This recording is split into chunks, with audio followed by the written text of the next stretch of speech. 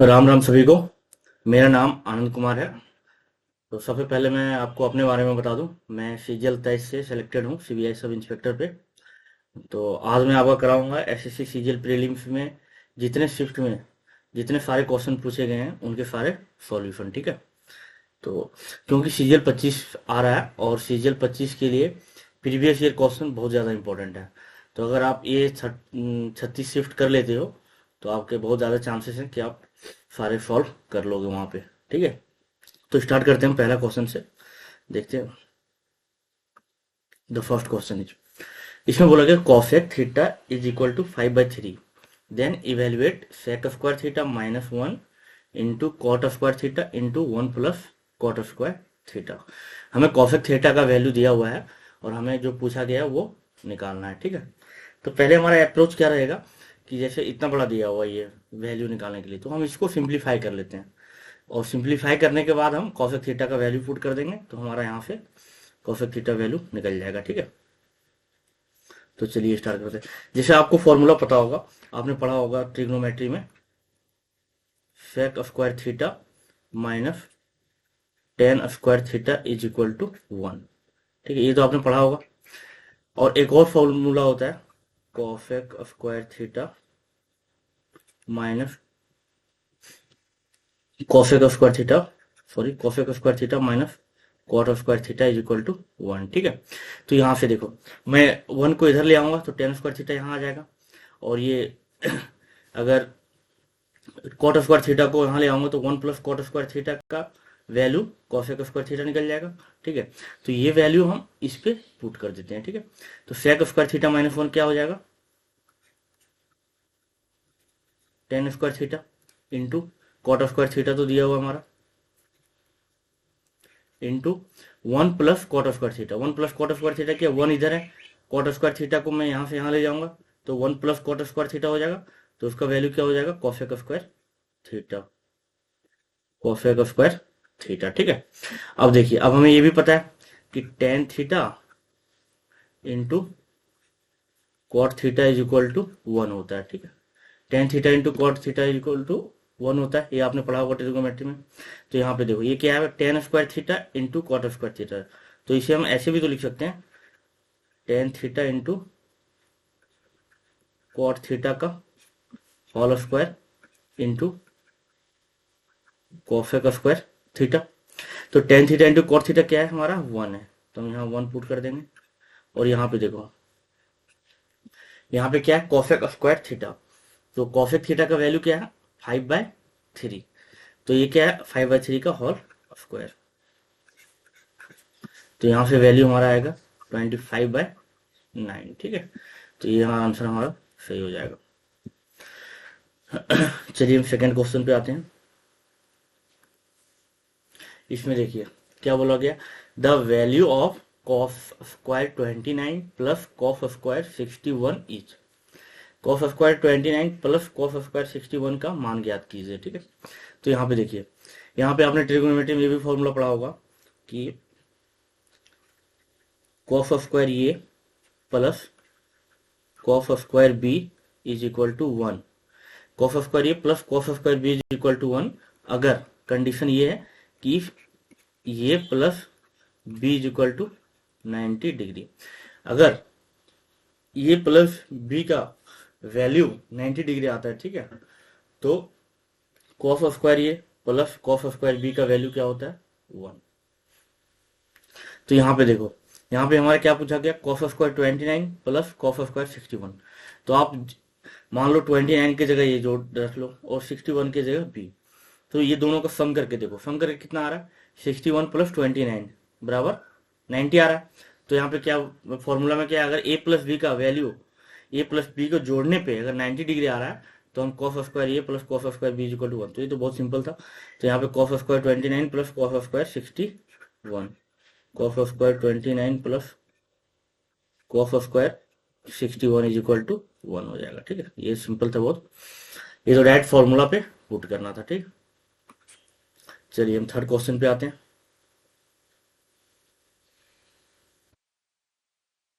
क्या बोला गया, the distance between the centres of two circle of radii 5 centimeter and 10 centimeter is 37 centimeter. If the points of contact of a direct common tangent to these circles are M and Q, then find the length of line segment MQ. इसमें क्या बोला गया कि जो दो circle के centre of two circle, जो दो सर्कल के सेंटर के बीच का डिस्टेंस है वो 22 सेंटीमीटर है, ठीक है।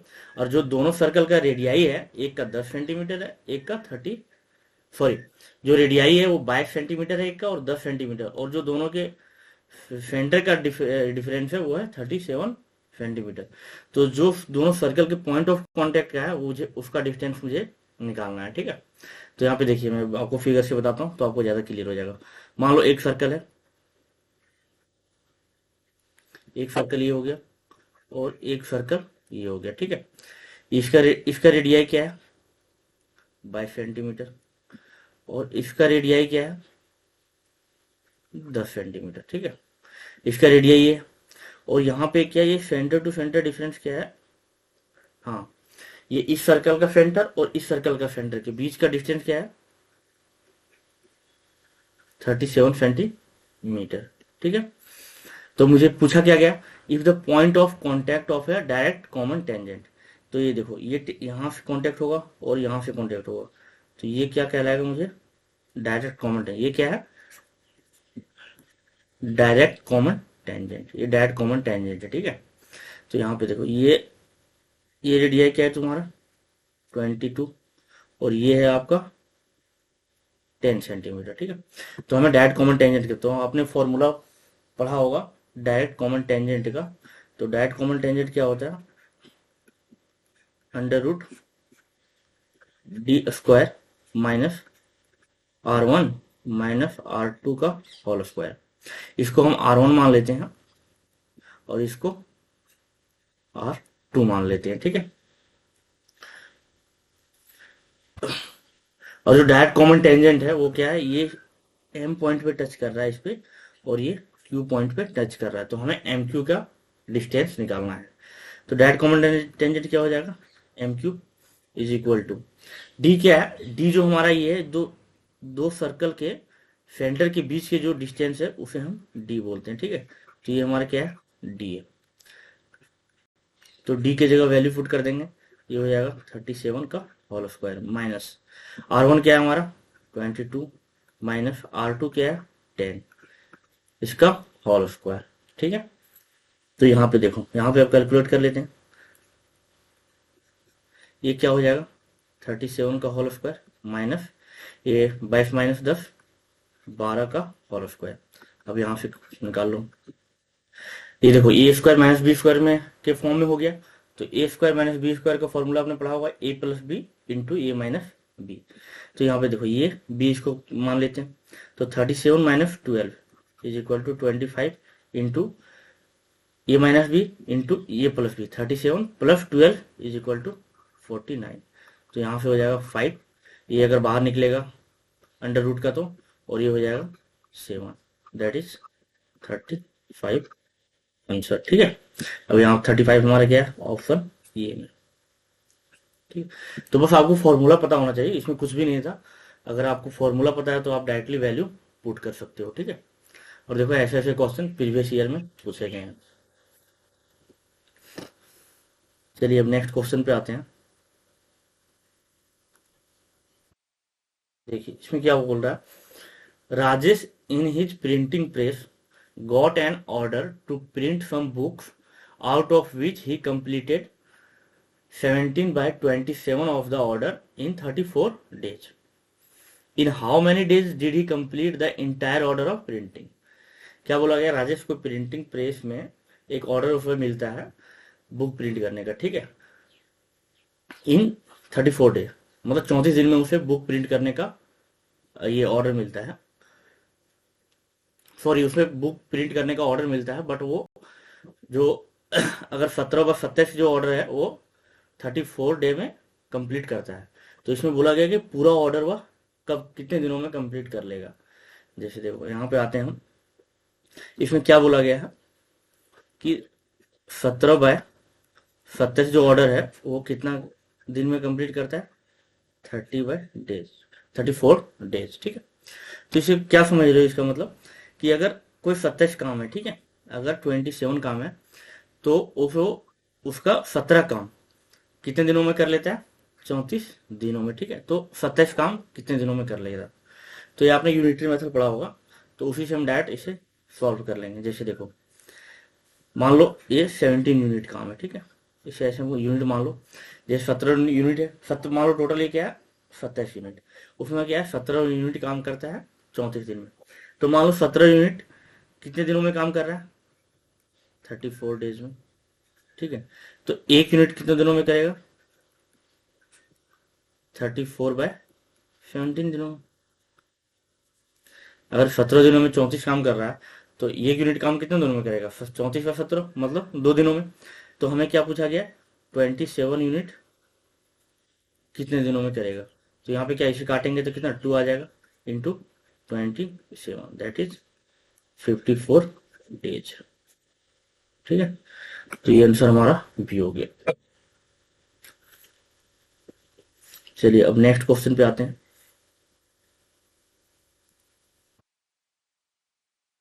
जी, नेक्स्ट क्वेश्चन में क्या बोला गया, the following table shows the marks out of 100 obtained by 5 students in 5 different subject.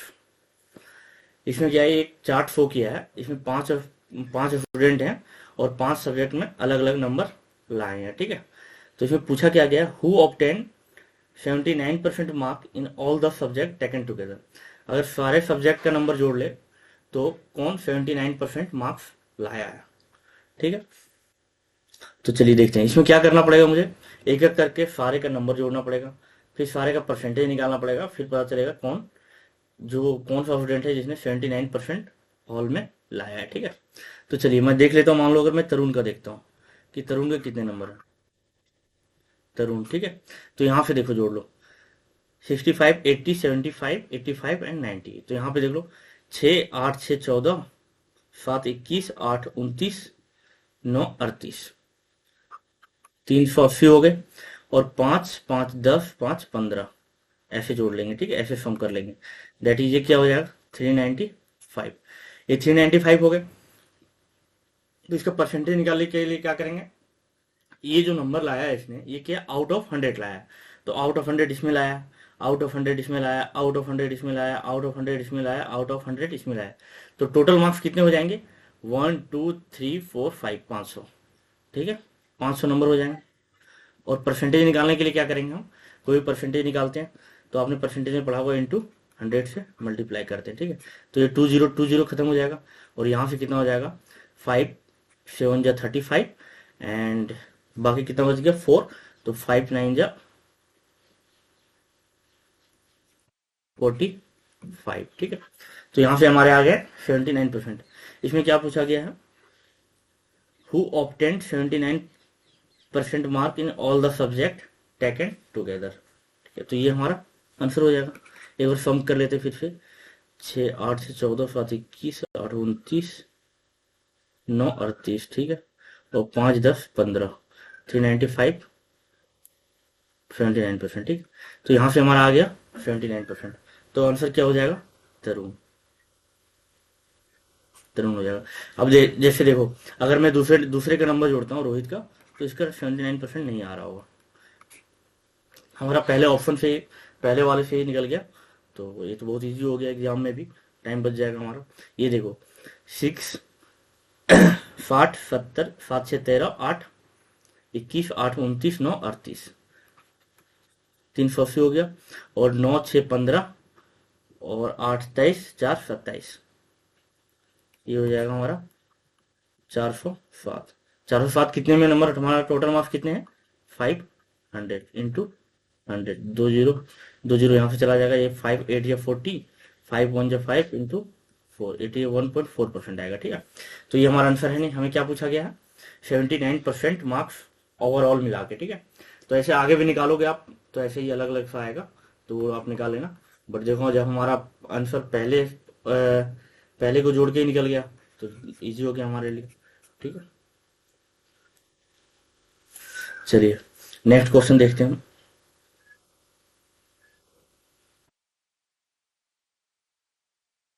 देखिए नेक्स्ट क्वेश्चन में क्या बोला गया, ये अच्छा क्वेश्चन है, ठीक है। ये देखो, इसमें ये ना टाइम टेकन है, कैलकुलेटिव है, थोड़ा है क्वेश्चन में कुछ नहीं, बट थोड़ा टाइम टेकन है, कैलकुलेटिव भी है। तो ये एग्जाम में दे ऐसे क्वेश्चन ना, अगर आप एग्जाम में बैठे हो तो फर्स्ट फर्स्ट गो में तो इसे मैं बोलूंगा कि आप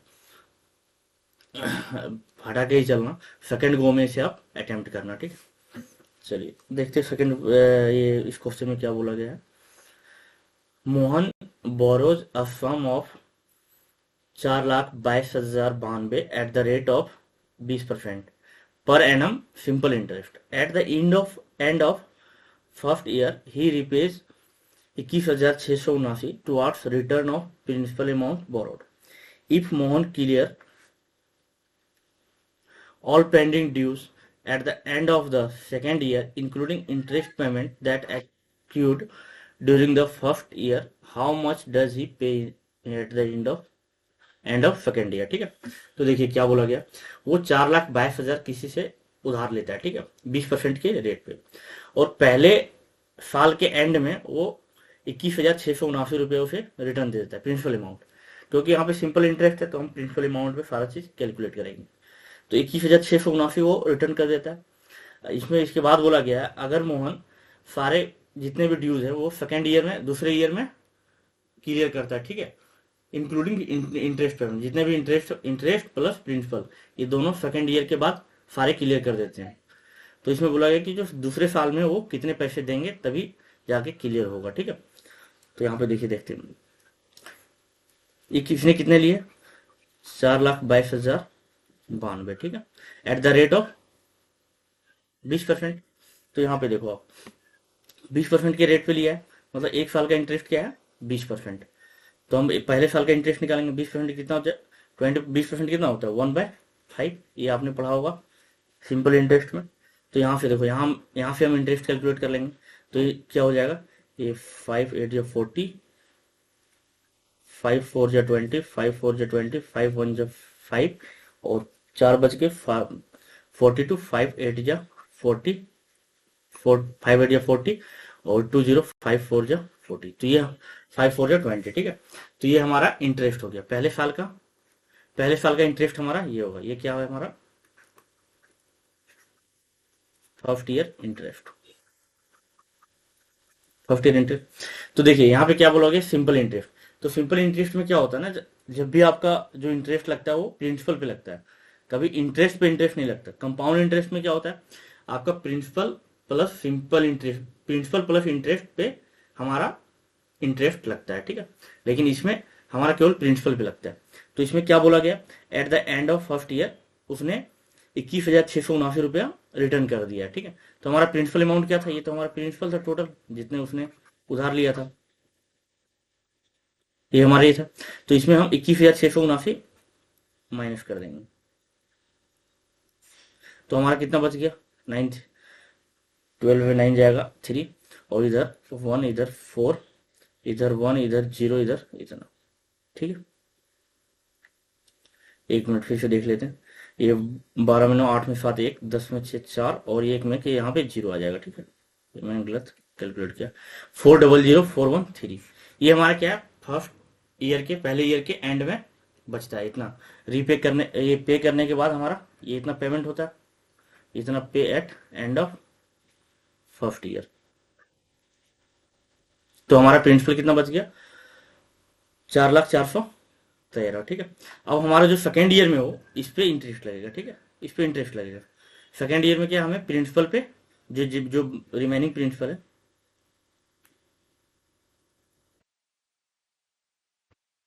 रिमेनिंग प्रिंसिपल है, इस पे इंटरेस्ट लगेगा, ठीक है।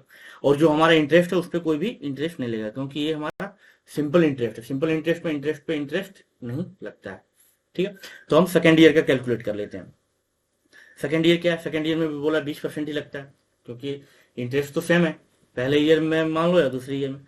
तो हम 4,00,413 का 20%, 20% क्या होता है, 1/5, ठीक है। अब यहाँ से सेकेंड ईयर का कैलकुलेट कर लेंगे, 4 8 या 40, 0, और यहाँ से एक 0 और आ जाएगा, तो 4 8 या 40, और यहाँ से 4 2 10 इंटू 6, ये हमारा क्या है, सेकेंड ईयर इंटरेस्ट,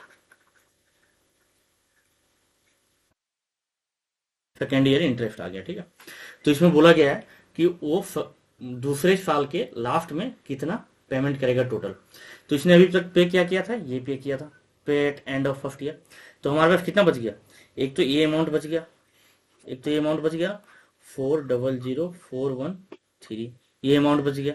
इसके बाद हमारा पहले ईयर का इंटरेस्ट, ये हमने नहीं, ये भी उसे पे, ये भी पे करेगा वो, क्योंकि उसने पहले ईयर के एंड में तो बस 21,000 पे किया था, 21,679। तो ये भी हमारा, ये भी पे करने बचा हुआ है, तो हम इसको भी जोड़ लेंगे। ये हो जाएगा 8441.8.4। ठीक है, इसके बाद ये जो सेकेंड ईयर का इंटरेस्ट है, इसे भी मुझे जोड़ना पड़ेगा, 80082.6। अब इसे हम सम कर लेंगे। ठीक है, इसे हम सम कर लेंगे, तो सम करके कितना आ जाएगा मेरा, 564914। अब इसे जोड़ लेना, ये इतना ही आएगा। ठीक है, इतना आ जाएगा, तो हमारा आंसर ये हो गया। ठीक है, तो क्या किया हमने इसमें, एक बार आपको फिर से सम अप कर देता हूँ क्या मैंने किया। जो टोटल प्रिंसिपल उसने उधार लिया था, उस पर मैंने पहले साल का इंटरेस्ट निकाला। ठीक है, तो पहले साल का इंटरेस्ट मेरा ये आया, पहले साल का इंटरेस्ट मेरा ये आया। ठीक है, और इसमें कितना, मैं उसमें कितना पे किया, रीपे किया 21,679, तो उसे मैंने माइनस कर दिया, क्योंकि उतना तो पेमेंट हो चुका। अब बाकी इस पे इंटरेस्ट लगेगा सेकेंड साल में, तो इस पे इंटरेस्ट निकाला मैंने, इतना आ गया। ठीक है, तो जो दूसरे साल के लास्ट में वो पे करेगा, वो जितने प्रिंसिपल अमाउंट बचे थे, और जो पहले साल का इंटरेस्ट था, और दूसरे साल का, जो पहले साल का इंटरेस्ट था और दूसरे साल का इंटरेस्ट था, ये तीनों पे करेगा। ठीक है, तो यहाँ पे हमारा आंसर ये आ गया। ठीक है, थोड़ा कैलकुलेटिव था, बट जैसे जैसे आप प्रैक्टिस आपकी तेज होगी तो आप तुरंत कर लोगे इसे। ये मैंने समझाने के लिए आपको इतना लंबा किया, ताकि आपको समझने में कोई दिक्कत ना हो। ठीक है, चलिए नेक्स्ट क्वेश्चन देखते हैं।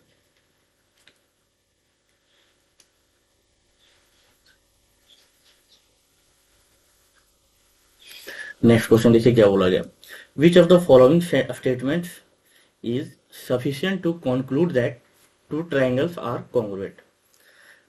ये कौन सा स्टेटमेंट ये सफिशिएंट है कि बताने के लिए कि दो ट्रायंगल्स हैं वो कॉन्ग्रुएंट है। पहले आपको मैं बताता हूँ कॉन्ग्रुएंट ट्रायंगल क्या होता है, सिमिलर ट्रायंगल क्या होता है।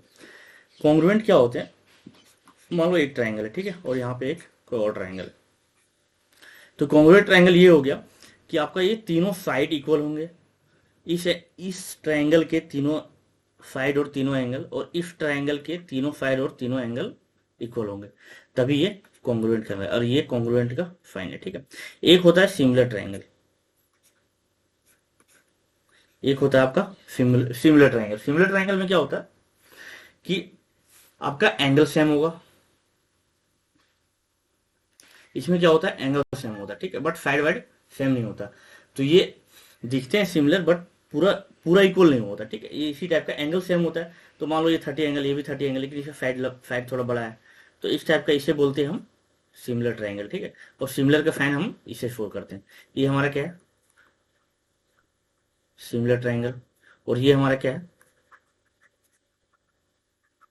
Congruent triangle. ठीक है, तो क्या समझ आपने, कॉन्ग्रुएंट ट्रायंगल में आपके तीनों साइड तीनों एंगल इक्वल होंगे, लेकिन सिमिलर में केवल एंगल इक्वल होंगे, साइड इक्वल नहीं होंगे। ठीक है, तो यहाँ पे देखिए इसमें बोलता है कौन स्टेटमेंट प्रूफ कर रहा है कि दो ट्रायंगल कॉन्ग्रुएंट है। पहला क्या बोला, these have the same area and the same base. अगर उसका सेम एरिया और सेम बेस है तो भी हमें कॉन्ग्रुएंट नहीं बोल सकते हैं। क्यों, क्योंकि देखो मान लो ये ट्रायंगल है, ठीक, और ये एक और ट्रायंगल है, मान लो सेम एरिया है। एरिया का फॉर्मूला हमने क्या पढ़ा था, 1/2 इंटू हाइट इंटू बेस। ठीक है, तो मान लो इसका हाइट ये, इसका हाइट ये है। क्या बोला गया, these have the same area and same base. मान लो बेस सेम है दोनों का, बी है, यहाँ पे बी है, एरिया सेम है। अगर एरिया सेम है और बेस भी सेम है, तो मतलब हाइट दोनों का सेम होगा, ये हाइट इसका, हाइट इसका। लेकिन मैंने कॉन्ग्रुएंट के लिए क्या बोला कि तीनों साइड भी सेम होने चाहिए और तीनों एंगल भी सेम होने चाहिए। तो यहाँ पे तीनों साइड और तीनों एंगल सेम है क्या, नहीं है, तो ये स्टेटमेंट हमारा गलत हो जाएगा। इसके बाद दूसरे में क्या बोलता है, one side and one angle of both triangle are equal. One side और वन एंगल, एक साइड मान लो कोई एक साइड है और एक एंगल है, ये दोनों इक्वल है, ये साइड है और ये एंगल, ये दोनों इक्वल है, तो इससे तो कॉन्ग्रुएंट नहीं प्रूफ होगा, क्योंकि कॉन्ग्रुएंट के लिए मैंने क्या कंडीशन बताया कि तीनों एंगल और तीनों साइड बराबर होने चाहिए। तो इसमें तो एक साइड और एक ही एंगल बताया हुआ, तो ये बाकी दो साइड का तो हमें पता नहीं है, तो हम इस स्टेटमेंट को सही नहीं मानेंगे। ठीक है, देखिए थर्ड में क्या बोला गया, these have two equal sides and the same perimeter. Third में क्या बोला गया, ये ट्राइंगल है और ये ट्राइंगल है। ठीक है, this have two equal side, मतलब दो साइड जो दोनों के बराबर है, मान लो ये है ये और ये है बी, ये है ये और ये है बी। ठीक है, ये दोनों इक्वल है और पेरीमीटर भी सेम है। देखो ये वाला स्टेटमेंट हमारा सही होगा, क्योंकि क्या बोला गया, पेरीमीटर भी सेम है। ठीक है, तो पेरीमीटर क्या होता है, a plus b plus c बराबर a one plus b one plus c one. मान लो मैं इसका ये बी मान लो, इसका ए वन बी वन और ये सी वन है। ठीक है, और ये सी मान ली, तो यहाँ पे देखो ये प्लस बी, ये दोनों और ये दोनों तो बराबर है, क्योंकि क्या बोला गया, this have two equal side, तो ये दो इक्वल साइड है और ये दो इक्वल साइड है, और पेरीमीटर दोनों का सेम है। पेरीमीटर मतलब क्या होता है, तीनों साइड का सम, तीनों साइड का सम सेम है, इसमें भी तीनों साइड का सेम है। तो अगर दो साइड इक्वल है तो जो थर्ड साइड होगा वो ऑटोमेटिकली दोनों का इक्वल हो जाएगा। समझ गए ना, कि जब पेरीमीटर बराबर है, perimeter one is equal to perimeter two, जब पेरीमीटर बराबर है तो जब और दोनों दो साइड का जो सम है वो भी इक्वल है, तो थर्ड साइड ऑटोमेटिकली दोनों का सेम आएगा। तो ये हमारा कॉन्ग्रुएंट ट्रायंगल हो जाएगा, क्योंकि तीनों साइड इसमें बराबर हो गए, तीनों साइड बराबर है, मतलब ये बिल्कुल दोनों में दोनों ट्रायंगल एक जैसे हैं। ठीक है, तो हमारा ऑप्शन क्या हो जाएगा, फिर सी सही हो जाएगा। चलिए नेक्स्ट क्वेश्चन देखते हैं। इसमें क्या बोला गया है, simplify x square minus one by x by three, हमें इसे सिंप्लीफाई करना है। ठीक है, तो देखो जैसे आप एक्स स्क्वायर माइनस नाइन देखते हो, तो इसमें क्या है, नाइन क्या होता है, थ्री का स्क्वायर है, नाइन तो थ्री का स्क्वायर है, तो आप तुरंत दिमाग में आपका आना चाहिए, इसे एक्स स्क्वायर माइनस नाइन को नाइन नहीं लिखो, इसे थ्री स्क्वायर, इसे थ्री स्क्वायर तो लिख सकते हैं, थ्री का square by x plus three. ठीक है, ये बहुत सिंपल क्वेश्चन है। तो यहाँ पे देखो x square minus three square, तो ये क्या है, ए स्क्वायर माइनस बी स्क्वायर का वैल्यू पुट कर रहा है, ये स्क्वायर माइनस बी, इसका फॉर्मूला आपने पढ़ा होगा, ए minus B into A plus B, तो हम इसको इसमें तोड़ देंगे, तो यहाँ क्या हो जाएगा, x minus three into x plus three by x plus three, ये कट जाएगा, तो हमारा क्या बच जाएगा, एक्स माइनस थ्री। ठीक है, तो ये क्या हो जाएगा आंसर, ये। तो ये बिल्कुल सिंपल था। अब जैसे एक्स स्क्वायर माइनस नाइन देखे ना, तो जैसे नाइन देखा तो आपको तुम दिमाग में क्लिक करना चाहिए कि नाइन क्या होता है, थ्री का स्क्वायर होता है। तो ये जैसे क्लिक करके आपको बस इसके बाद तो वैल्यू पुट करना है, कुछ भी नहीं है। चलिए नेक्स्ट देखते हैं।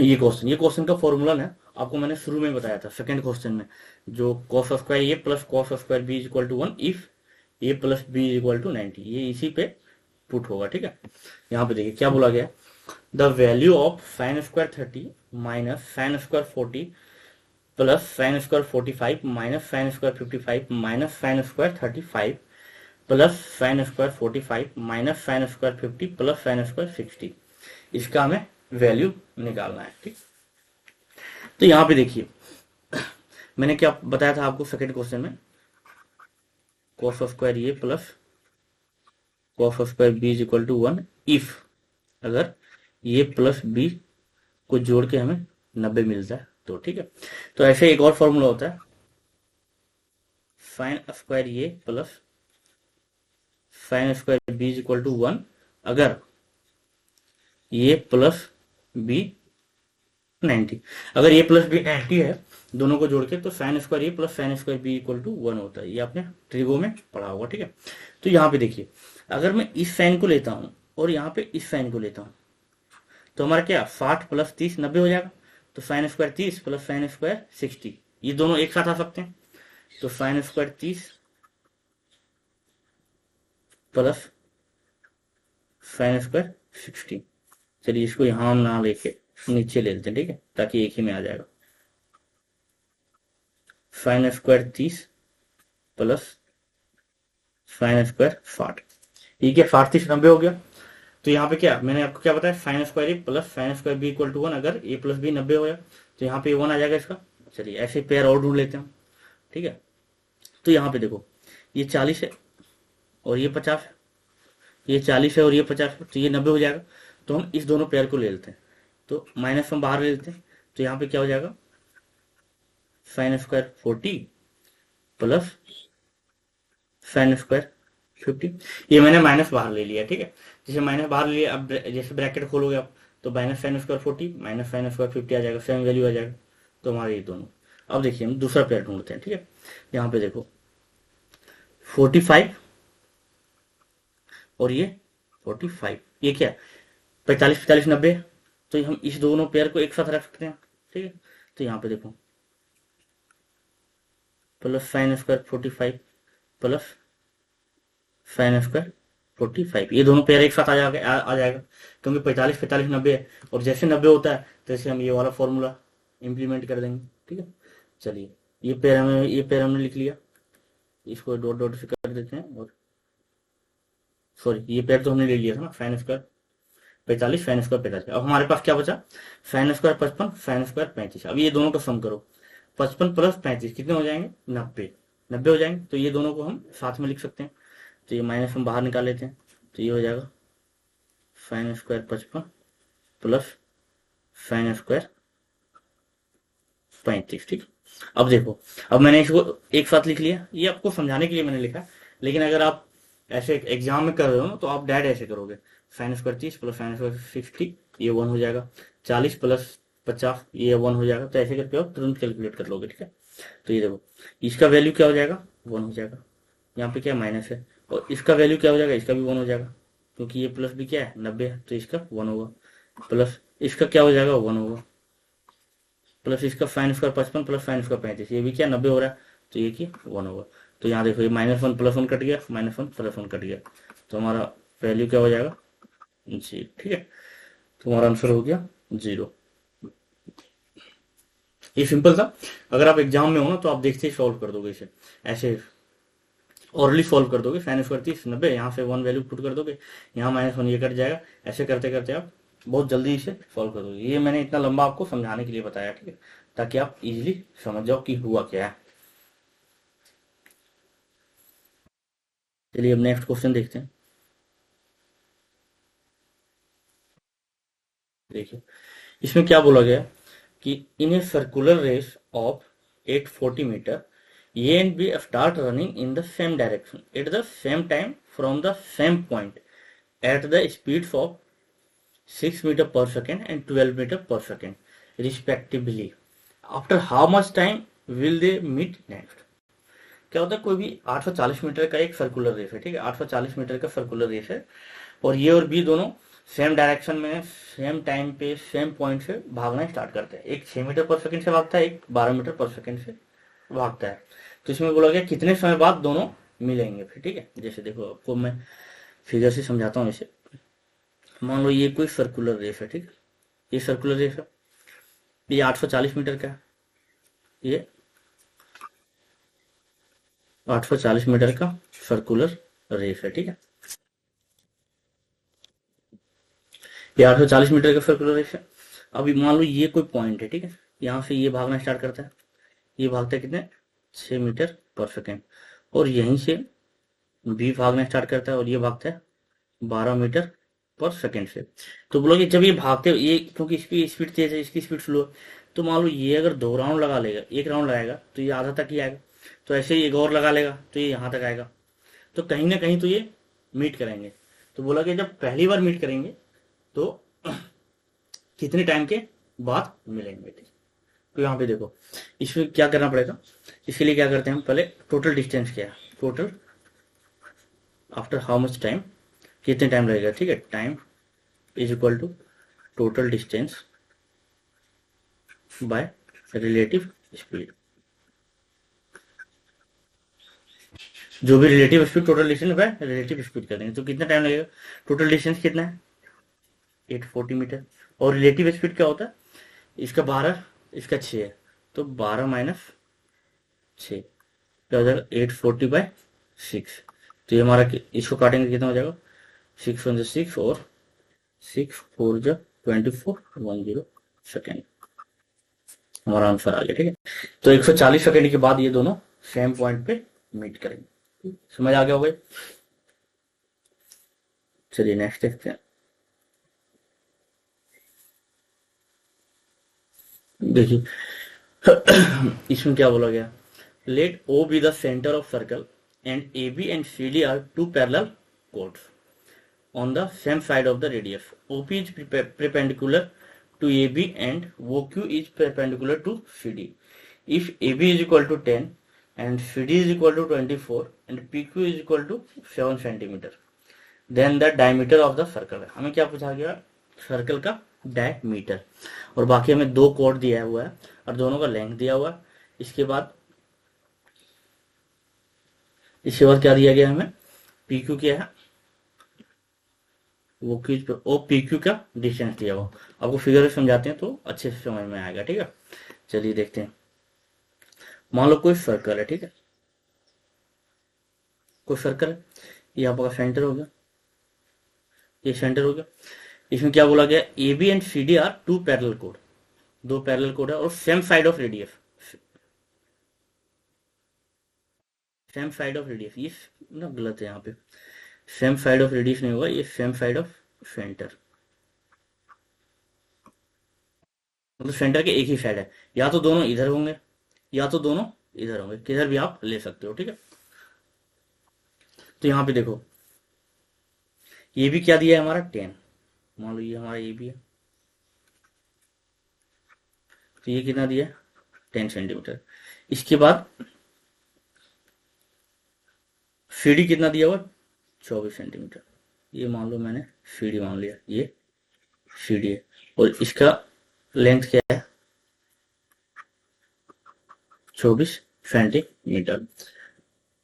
इसके बाद जो ओपी, ये सेंटर है, सेंटर को मैंने वो माना है, तो OP is perpendicular to A B, जो हमारा ओपी है ये परपेंडिकुलर टू ए बी है, वो क्यू है वो परपेंडिकुलर टू सी डी है, तो हमारा ये वो क्यू है ये परपेंडिकुलर टू सी डी हो गया। ठीक है, तो आपने ये भी पढ़ा होगा सर्कल में जब आप पढ़ रहे होंगे ज्योमेट्री तक, कि मान लो कोई सर्कल है, ठीक है, ये कोई सर्कल है और ये कोई कॉर्ड है, ये कॉर्ड है, तो अगर यहाँ सर्कल से, ये सर्कल के सेंटर से मैं कोई लाइन लेता हूँ जो अगर परपेंडिकुलर होता है तो इसको ये इक्वल डिस्टेंस में बांटता है। ठीक है, ये इसको इक्वल डिस्टेंस में बांटता है। कोई भी अगर सेंटर से परपेंडिकुलर खींचेंगे हम कॉर्ड पे तो कॉर्ड हमारा इक्वल डिस्टेंस पे बटेगा। ठीक है, तो यहाँ पे देखो ये क्या 24 सेंटीमीटर था, तो हमने परपेंडिकुलर, ये परपेंडिकुलर डाला इस पे कॉर्ड पे, तो हमारा ये क्या हो जाएगा, ये आधा क्या हो जाएगा 12 सेंटीमीटर हो जाएगा। ठीक है, और यहाँ पे देखो 10 सेंटीमीटर टोटल है, तो ये भी परपेंडिकुलर आया ओपी, तो हमारा ये कितना हो जाएगा 5 सेंटीमीटर, आधा 5 सेंटीमीटर हो गया। ठीक है, अब हम देखते हैं हमें क्या पूछा गया, डायमीटर पूछा गया, तो हम रेडियस पे फोकस करते हैं कि रेडियस कैसे निकलेगा। तो ये देखो यहाँ से अगर यहाँ से मैं ये खींच दूँ तो ये हमारा क्या है, रेडियस है, ये तो रेडियस है ना, सेंटर से डायरेक्ट उस पर जा रहा, सर्कमफेरेंस पे, ये हो गया। और अगर इधर से मैं ये देखूं, ये देखो ये भी तो रेडियस ही है, ये भी तो रेडियस है, यहाँ से आया यहाँ से आया, तो ये दोनों रेडियस ही है। और इसके बाद हमें एक और डिस्टेंस दिया हुआ था पी क्यू का, P Q is equal to 7 centimetre, तो पी क्यू हमारा कहाँ है, पी क्यू ये, तो ये हमारा डिस्टेंस क्या हो जाएगा 7 सेंटीमीटर। ठीक है, मान लो इसमें अगर हम पाइथागोरस लगाते हैं तो हमारे पास क्या है, ये 5 का वैल्यू दिया हुआ है, ये 7 दिया हुआ है, ये आर दिया हुआ है, हमारे ये पता नहीं, इसे मान लो हम एक्स मान लेते हैं। ठीक है, इसे हम एक्स मान लेते हैं। तो यहाँ पे देखो अगर मैं यहाँ से रेडियस निकालूं तो ये पाइथागोरस तो आपने पढ़ा होगा, हाइपोटेनस का whole square is equal to 5 square plus X plus 7 का होल स्क्वायर, ये तो आपने पढ़ा होगा। और अगर इस वे में हम जाके रेडियस निकालते हैं तो यहाँ से क्या हो जाएगा, रेडियस का square is equal to X square, ये हो जाएगा एक्स स्क्वायर प्लस ये क्या 12 है, तो 12 का होल स्क्वायर। अब देखो एक तो इक्वेशन हमारा यहाँ से निकल गया आर स्क्वायर बराबर ये, और एक इक्वेशन आर स्क्वायर का यहाँ से निकल गया, तो आर स्क्वायर ये तो दोनों बराबर होंगे, तो ये दोनों को मैं बराबर कर दूंगा और फिर इसे सिंप्लीफाई कर दूंगा, तो यहाँ से आ जाएगा आंसर हमारा। ठीक है, 5 स्क्वायर कितना हो जाएगा 25 प्लस इसको जब हम खोलेंगे तो क्या हो जाएगा x square plus 49 plus 14 x, और इसे जब खोलेंगे तो कितना हो जाएगा, एक्स स्क्वायर प्लस 144। यहाँ पे देखो एक्स स्क्वायर सेम है तो ये दोनों काट देंगे, और इधर ये चला जाएगा 14x है, और ये इधर चल जाएगा तो इधर कितना हो जाएगा, ये 49 प्लस 25, ये कितना हो जाएगा जोड़ के 74 हो जाएगा, ये 144 माइनस 74, ठीक है। तो ये एक्स क्या हो जाएगा, ये 70/14, तो ये कट के क्या हो जाएगा 5, ठीक है।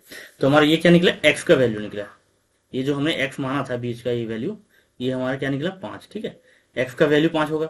तो अगर हम ओपी देखें, ओपी क्या हो जाएगा हमारा, छोड़ो ओपी क्यों देखते हैं, यहाँ से एक्स निकल गया ना, यहाँ से X, X is equal to 5 निकल गया, तो यहाँ पे क्या 5 है और यहाँ पे क्या 12 है।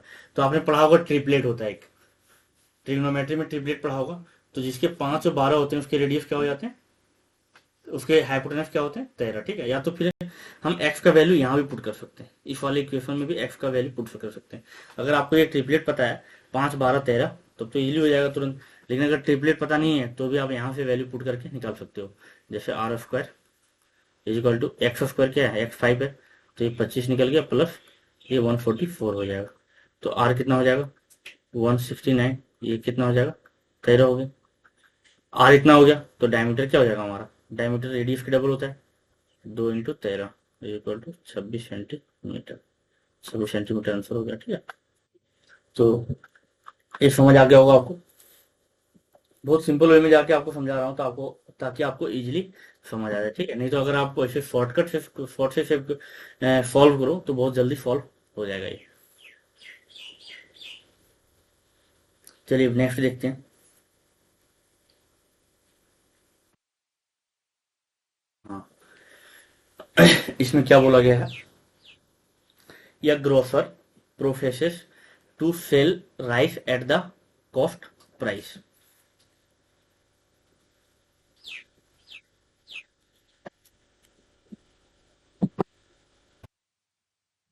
The grocer professes to sell rice at the cost price but uses a fake weight of 870 gram for 1 kilo.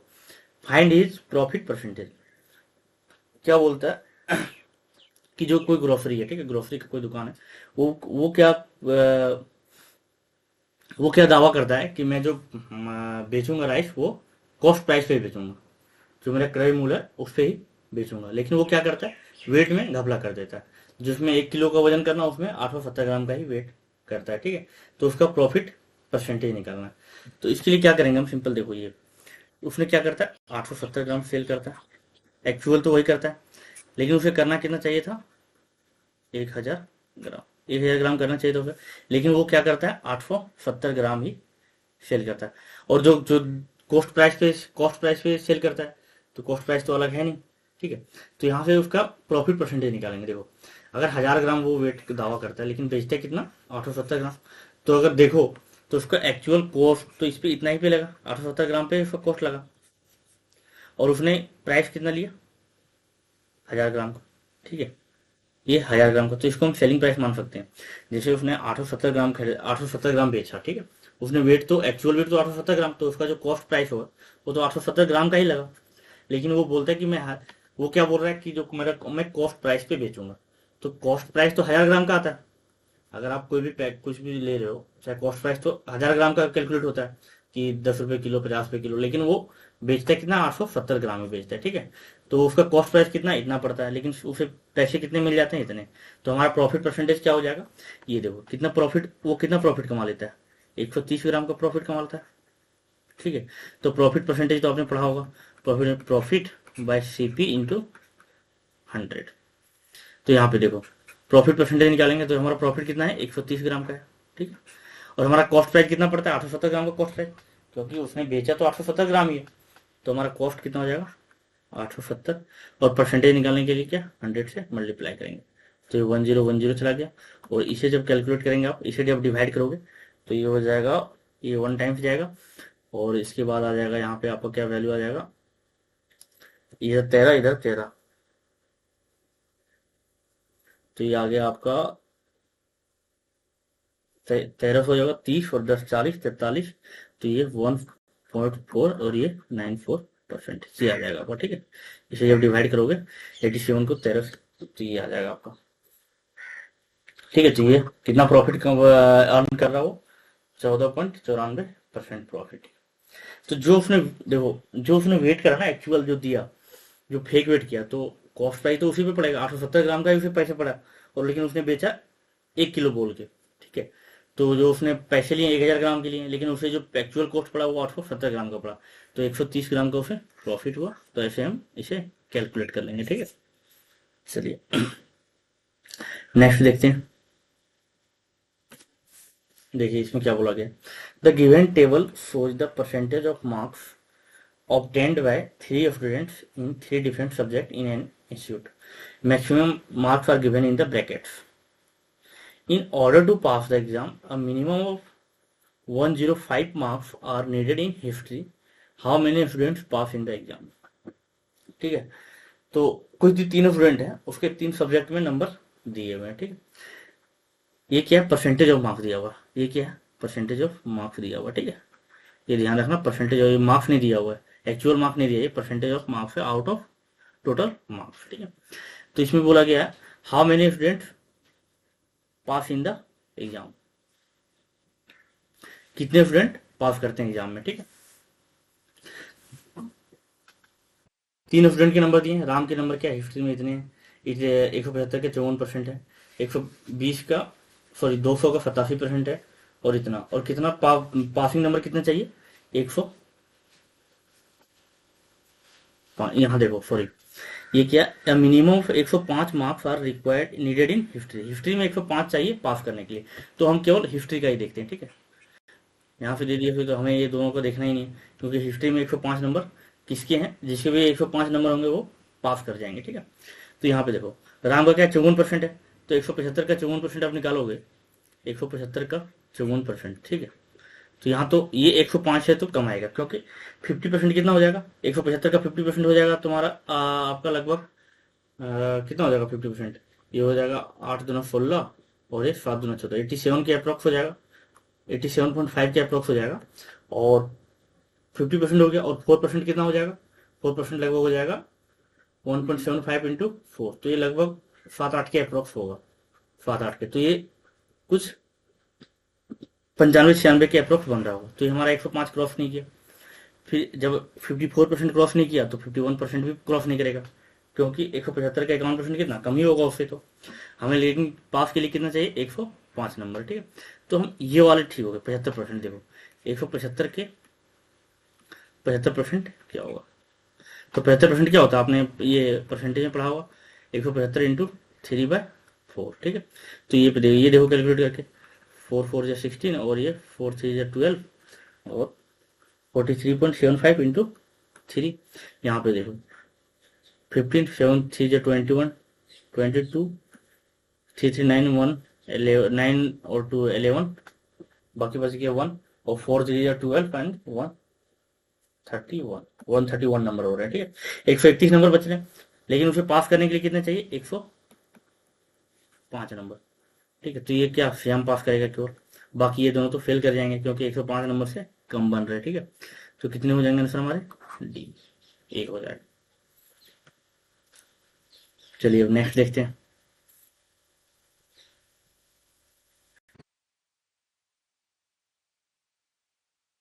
देखिए ये क्वेश्चन ना अच्छा है, ये क्वेश्चन थोड़ा अच्छी क्वालिटी का, इसमें देखो क्या बोल रहा है,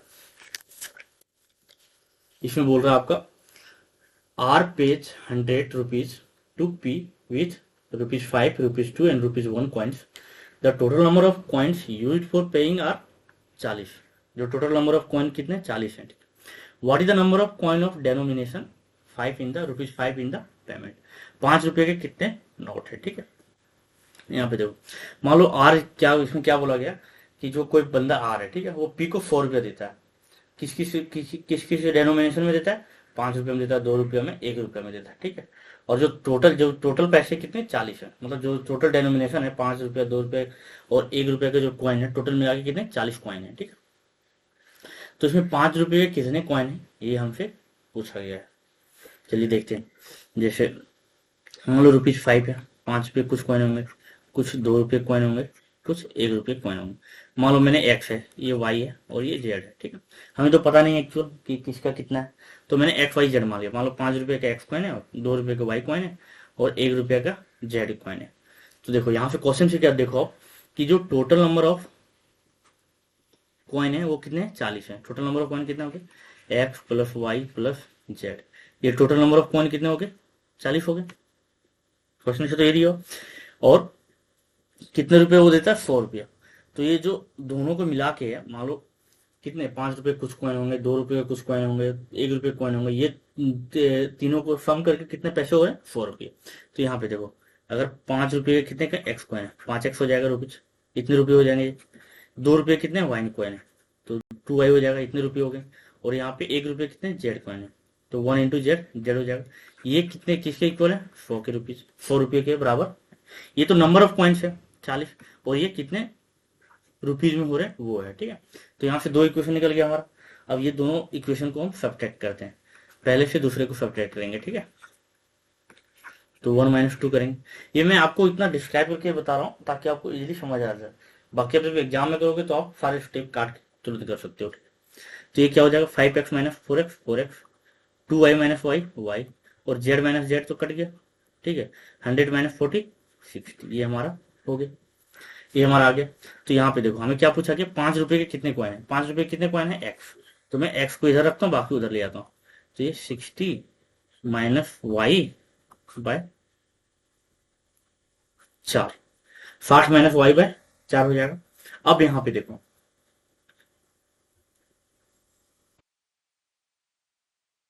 देखो यहाँ पे क्या पूछा गया हमारा, या तो आप इसको इतना मत करो, इसको क्या करो आप, हाँ ठीक है। चलो, तो हमें क्या बोला गया कि एक्स नंबर के कितने कॉइन है। तो अब इसके बाद देखो हमारे पास 2 वेरिएबल हो गए, वेरिएबल 2 है, इक्वेशन एक ही है, तो ऐसे तो सॉल्व होगा नहीं।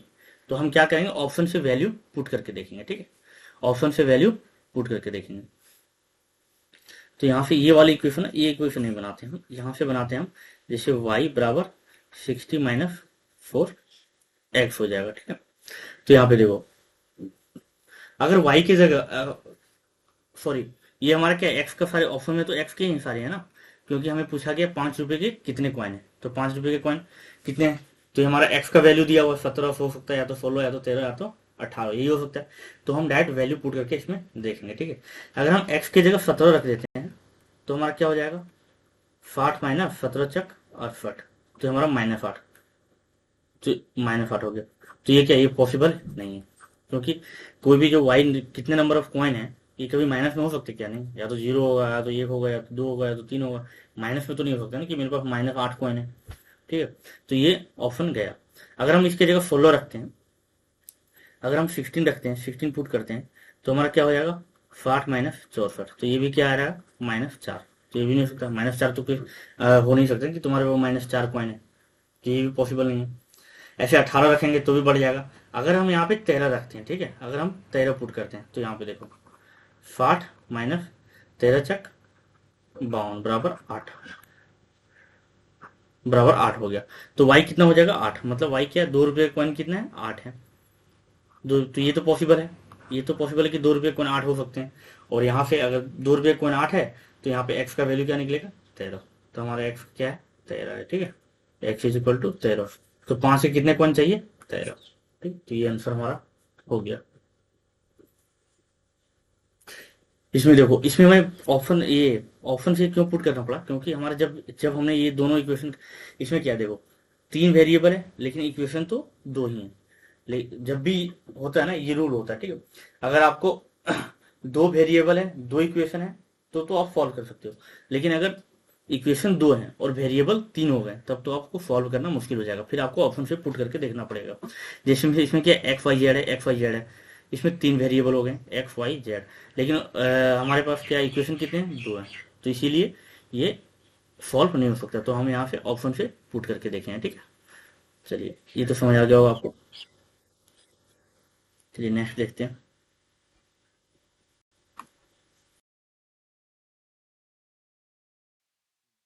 चलिए, तो आते हैं मान लो टोटल, देखो क्या यहाँ पे क्या बोला गया, if the number of people eligible to vote in the election was 16,000, मतलब तो टोटल कितने एलिजिबल थे? 16,000, ठीक है। 16,000 टोटल वोटर्स थे, उसमें क्या करा, Y% ने वोट ही नहीं किया। Y%, कुछ परसेंट पीपल होंगे जिसने वोट ही नहीं किया, ठीक है। तो बाकी कितने बचे? तो अभी तो Y का वैल्यू तो हमें पता नहीं, Y का वैल्यू ही निकालना है। तो हम यहाँ पे मान लीजिए लेट्स 100 है, ठीक है। मान लो 100 पीपल हैं जो जिसने वोट करे हैं, ठीक है। टोटल 16,000 थे, उसमें Y% ने वोट नहीं दिया, तो बाकी कितना बच गया ये तो हमें पता नहीं है। तो हम यहाँ पे मान लेते हैं लेट लेट 100 पीपल मान लिए। अब इसमें से क्या बोला गया कि जो 10% ने वोट दिया वो इनवैलिड था। 10% जो वोट इनवैलिड था, तो कितने बचे? 100 में -10% करोगे कितना हो जाएगा? 90 बचेगा। 90 वोट वैलिड वोट था। इसके बाद देखिए क्या बोला गया, the candidate who got 59.375% of the valid votes were declared elected by 2484 vote. मान लो 90% था, 90 में क्या करा, एक ये था और एक बी कैंडिडेट, दो कैंडिडेट थे, उसमें से ए को कितना मिला? 59.375%। तो देखो ये को जब 59.375% मिला, मान लो टोटल 90 वोट था, तो 90 वोट था, तो 90 क्या 100% मान सकते हैं इसको। तो इसमें 59.375% इसको मिला, तो इसको कितना मिल जाएंगे? तो 100 में अगर 59.375 हम घटाएंगे तो हमारे पास कितना बच जाएगा? 40.625%, ठीक है। इतना ए को इतने परसेंट वोट मिले और बी को इतने परसेंट मिले। अब क्या बोलता है कि ए को जब 59.375% वोट मिला तो वो 2484 वोट से जीत गया। 2484 वोट से जीता, मतलब इन दोनों का जो डिफरेंस होगा उतना ही ये वोट होगा, ठीक है। तो इन दोनों का डिफरेंस कितना हो जाएगा? 59 पॉइंट, ये आप इतना सब्ट्रैक्ट करोगे तो ये लगभग आएगा आपका 18 पॉइंट, ये 18.75 आएगा, ठीक है। 18.75%। तो यहाँ पे देखो 18.75% कितना हो गया? 2484 के इक्वल 18.75, वही इतना ही हो गया ना। ये जो दोनों का डिफरेंस है, मतलब ये इतने वोट से जीता, तो 18.75% इज इक्वल टू 2484। तो एक इक्वल कितना हो जाएगा? 2484 बाय 18.75, ठीक है। अब यहाँ पे देखो ये तो क्या, ये 90 वोट है, ये तो हमारा टोटल वोट है ना, ये हमने टोटल वोट माना था 100 में से 10% ने 10% का क्या हुआ था, इनवैलिड वोट हो गया था, तो 90 बचा। तो 90 ये 90 है, और हमने यहाँ पे क्या निकाला 59% यहाँ पे इसको आ रहा, 40% यहाँ पे बी को मिल रहा है, ठीक है। तो ये टोटल कितना हो जाएगा? 100% होगा। ये तो 100% वैल्यू का नंबर है ना भाई। देखो जैसे ये क्या 59 कहाँ गया, हाँ ये 59% हो गया और ये 40%, तो 40.625, तो ये दोनों को जोड़ोगे तो क्या 100%। तो 100% का वैल्यू कितना हो जाएगा? यहाँ से निकाल लेंगे हम 100%, और जो ये वैल्यू आएगा वही हमारा ये 90 का वैल्यू होगा, ठीक है। तो यहाँ पे देखो इसे कैलकुलेट करो, ये पॉइंट हटेगा तो इधर 100 आ जाएगा, इसको 25 बार में काटो तो 4 25 हो जाएगा, और इधर 7 25 और ये 5 25, ये हो गया 25 में एक बार और जाएगा तो 3 और ये 4 हो गया, ठीक है। और ये इसे काट दो, 3 8 दिया 24 और 3 दूना 6 और 8 दिया 24, ठीक है। अब यहाँ पे मल्टीप्लाई कर देंगे 828 इंटू 16, तो 828 इंटू 16 करेंगे तो ये हमारा कितना आ जाएगा? ये हमारा आ जाएगा 13248, ये आप कैलकुलेट कर लोगे, ये आप तो मल्टीप्लाई कर लोगे, ठीक है। तो ये अब देखो ये 13248 आया, वो हमारा कितना निकला? ये 90 का वैल्यू है, ये 90 का वैल्यू है ना, क्योंकि ये 100% मिला के था। तो हमने 18, ये दोनों का जो डिफरेंस था, ये दोनों का जो डिफरेंस था वो 18.75 था, तो उसका वैल्यू कितना था? 2484। तो ये 100% का वैल्यू कितना हो गया? 13,248। 13,248 में कुछ वोट ए को 59% मिला, 59.375, और बी को मिला 40.625%, ठीक है। तो ये कितना हो गया टोटल? 13,248, और ये किसके इक्वल है? 90 के इक्वल। ये 90 इज इक्वल टू 13,248, ठीक है। तो एक कितना बराबर हो जाएगा? 13,248 बाय 90, तो ये 90 का वैल्यू निकला, ठीक है। यहाँ से देखो ये 90 का वैल्यू, तो 100 का वैल्यू क्या आ जाएगा? इसे मल्टीप्लाई बाय 100 कर देंगे तो हमारा ये वाला वैल्यू निकल जाएगा, ठीक है। तो यहाँ से देखो ये 90 नीचे चला गया और इधर इसको काट दो, 9 1 जा 9, और ये बच गया 4, 9 चक 36, और इसके बाद बच गया 6, 9 फती 63 और 9 दूना 18, और ये 10 था यहाँ पे, तो एक जीरो यहाँ पे आ गया, 14,720। तो हमारा 100 का वैल्यू कितना निकल गया, 14,720। ठीक है, ये हमारा किसका निकल गया, इसका। तो यहाँ पे देखो, ये 16,000 टोटल वोट था, Y% ने वोट नहीं दिया, तो Y% ने वोट नहीं दिया, तो कितने ने वोट दिया, 14,720 ने। तो हम यहाँ से Y% का वैल्यू निकाल लेंगे। तो ये पे कितना हो गया, 1,280। 1,280 ने वोट नहीं दिया, मान लो 16,000 टोटल वोट थे, तो 14,720 ही वोट पड़े ना, तो मतलब 1,280 ने वोट नहीं दिया। और कितने टोटल वोटर्स थे, 16,000 इंटू 100। अब यहाँ से देखो, ये काट दो, ये काट दो, 16 8 128, 8%। 8% हमारा आंसर आ गया। वाई का वैल्यू क्या हुआ, 8%। ठीक है, कैसे निकाला हमने एक बार और समझा देता हूँ, क्योंकि बहुत ज़्यादा कॉम्प्लेक्स हो गया। ठीक है, ये है इतना लंबा, आपको लग ही जाएगा, इसमें कोई ऑप्शन नहीं है, ये क्वेश्चन थोड़ा सा कॉम्प्लेक्स है। जैसे देखो, टोटल 16,000 वोट थे, ठीक है, इसमें Y% ने वोट नहीं दिया। क्या बोला गया, Y% of the voter did not vote. Y% ने वोट नहीं दिया, तो कितने ने वोट दिया, ये तो हमें कुछ भी पता नहीं है, तो हम मान ली 100, जो 100 लोग थे जिसने वोट दिए। ठीक है, तो 100 वोट, हमें 100 का वैल्यू निकालना है, तभी यहाँ से तो परसेंटेज निकलेगा। अब इसमें से क्या, जो जिसने वोट दिए उसमें से 10% इनवैलिड हो गया, 10% इनवैलिड हो गया, मतलब 90 बचा। 90 90 क्या, 90 को मान लो कोई भी नंबर है, ये 25 है, तो ये क्या सिंपली तो शुरू में तो 100% ही होता है ये।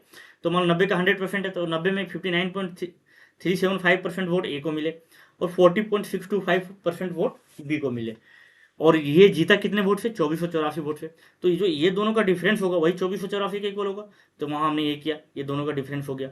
तो हमें क्या निकालना है, 100% का वैल्यू। ये तो दोनों 100% है ना, ये और वी को जितने वोट मिले 100% वोट मिला होगा। तो यहाँ से हमने निकाला, यहाँ से निकल गया 13,248, और ये किसके इक्वल हो गया, 90 के इक्वल।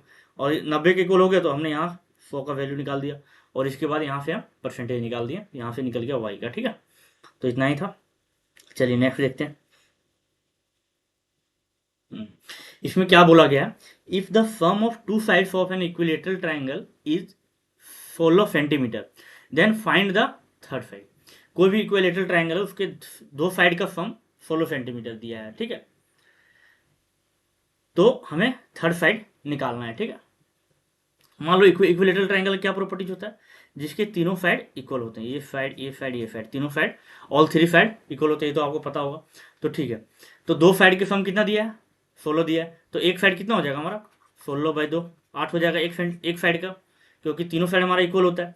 तो एक साइड हमारा 8 हो गया, तो तीन साइड कितना हो जाएगा, तो थर्ड साइड कितना हो जाएगा, 8 सेंटीमीटर।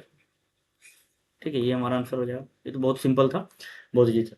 दो साइड का सम दिया हुआ है, तो इक्विलेटरल ट्रायंगल के तीनों साइड का इक्वल होता है, तो दो साइड के, तो वन साइड का निकाल लेंगे इससे, तो वही तो सारे साइड का डिस्टेंस होगा, 8 सेंटीमीटर 8 सेंटीमीटर 8 सेंटीमीटर। ठीक है, चलिए नेक्स्ट देखते हैं। देखिए इसमें क्या बोला गया, the radii of the two cones are in the ratio of 2:5, and their volumes are in the ratio of 3:5। What is the ratio of their height, उसके हाइट का रेशियो निकालना है। चलिए, तो यहाँ पे क्या बोला, वॉल्यूम दिया हुआ हमें हमें रेडियाई दिया हुआ है, तो हमें वॉल्यूम का फॉर्मूला तो पता होगा आपको, volume of cone. Volume of cone क्या होता है, 1/3 पाई r² h। ठीक है, तो इसमें क्या बोला गया, दोनों दोनों का जो दो कौन है, दोनों का जो वॉल्यूम है वो किस रेशियो में, 3:5 में। तो यहाँ चलो, यहाँ पे हम ऐसे कर लेते हैं, V1/V2। वॉल्यूम पहला क्या हो जाएगा, 1/3 पाई r²h, और दूसरे क्या हो जाएगा, 1/3 पाई, इसको R1 मान लेते हैं, H1 मान लेते हैं, इसको R2 मान लेते हैं, इसको H2 मान लेते हैं। ठीक है, ये स्क्वायर नहीं है। चलिए, तो यहाँ पे देखिए, 1/3 पाई तो कट जाएगा। अब वॉल्यूम 1:2 वॉल्यूम 2 क्या दिया हुआ, volumes are in the ratio 3:5, 3:5 दिया है वॉल्यूम का रेशियो। R1 क्या है, R1:R2, 2:5 है। द रेडियाई टू कॉन्स 2:5, तो यहाँ पे क्या हो गया, 2 दूना 4 और 5 25, और यहाँ पे क्या बच गया, H1/H2। ठीक है, तो यहाँ से देखो, ये 5 में कट जाएगा, 5 5 25, तो H1/H2 क्या हो जाएगा, ये इधर चल जाएगा, तो हो जाएगा 5 × 15 और 4, तो हमारा आंसर हो जाएगा 15/4। ठीक है, दोनों का वॉल्यूम का रेशियो ले लेंगे, तो वहां से हम सारे वैल्यू पुट करने के बाद निकल जाएगा ये। चलिए नेक्स्ट देखते हैं। नेक्स्ट क्या बोला गया, which of the following can be the value of के सो दैट नंबर 217924 के इज डिविजिबल बाय 6। निम्नलिखित में से कौन सा के का मान हो सकता है जिससे कि संख्या ये इतना 6 से विभाज्य हो। ठीक है, तो यहाँ पे देखो 6 का क्या फैक्टर होता है, 6 का फैक्टर 2 इंटू 3 होता है, 2 इंटू 3। तो हमें देखो अगर 6 से हमें डिविजिबिलिटी देखना है तो हम वो ऐसा नंबर देखेंगे जो 2 से भी डिविजिबल हो और 3 से भी डिविजिबल हो। ठीक है, जो 2 और 3 से दोनों से डिविजिबल होगा वही 6 से भी डिविजिबल होगा। ठीक है, तो यहाँ पे देखो, यहाँ पे हमें पता है कि 2 का डिविजिबिलिटी रूल क्या होता है कि कोई भी संख्या के लास्ट लास्ट अंक, कोई भी संख्या के लास्ट डिजिट अगर 2 से डिविजिबल होगा तो वो पूरी नंबर ही 2 से डिविजिबल होगा। जैसे जैसे मैं आपको बताता हूँ 2 3 4। तो यहाँ पे देखो ये 4 क्या 2 से डिविजिबल है, हाँ, तो अगर ये 2 से डिविजिबल है तो ये पूरा नंबर भी 2 से डिविजिबल होगा। ठीक है, तो यहाँ पे देखते हैं, यहाँ पे देखते हैं ऐसे के की जगह क्या क्या आ सकता है। मान लो 2 के फैक्टर क्या है, 0 2 4 6 8 8, ये चार नंबर ही के जगह हो सकता है, तभी हमारा 2 से डिविजिबल होगा। क्या बताया मैंने डिविजिबिलिटी रूल, जो लास्ट डिजिट है कोई भी नंबर का अगर वो 2 से डिविजिबल है तभी वो पूरा नंबर 2 से डिविजिबल होगा। ठीक है, तो यहाँ पे देखो, यहाँ पे हम ऑप्शन से पुट कर लेंगे। ठीक है, और 3 से डिविजिबिलिटी का क्या रूल है कि sum of digit should be divisible by 3। Sum of digit of the number divisible by 3। अगर नंबर के जितने डिजिट हैं अगर उसका सम 3 से डिविजिबल है तो वो नंबर भी डिविजिबल होगा। ठीक है, तो हम यहाँ पे क्या करते हैं, हमारा क्या नंबर है 217924। हम अब इसको कैसे करेंगे, हम ऑप्शन का वैल्यू पुट करेंगे। ठीक है, ऑप्शन में क्या है, लास्ट में क्या है, के का वैल्यू दिया हुआ है, तो के का क्या है 0। अगर हम पुट कर लें पहले, अगर हम पहले 0 पुट करते हैं तो ये 2 से तो डिविजिबल होगा क्योंकि 0 2 से डिविजिबल है। और इसका सम के देख लेते हैं, 2 1 3 7 3 10 9 19 2 21 4 25, सम कितना हो रहा है 25, तो ये डिविजिबल तो होगा नहीं। ठीक है, अब दूसरा हम पुट करके देख लेते हैं 217924 के जगह हम मान लेते हैं 4। ठीक है, तो यहाँ पे देखो ये 4 है तो ये तो 2 से डिविजिबल है। अब 3 से डिविजिबिलिटी देख लेते हैं, 4 4 8 2 10 19 7 26 27 28 29, ये भी डिविजिबल नहीं है तो ये नहीं होगा। चलिए अब नेक्स्ट पुट कर लेते हैं 217924 अब यहाँ पे देखो ये तो 2 से डिविजिबल है। अब इसका सम ऑफ डिजिट देख लेते हैं, 4 2 6 2 8 9 8 17 3 20 24 25 2 27। देखो ये सम ऑफ डिजिट कितना आ गया, 27 आ गया।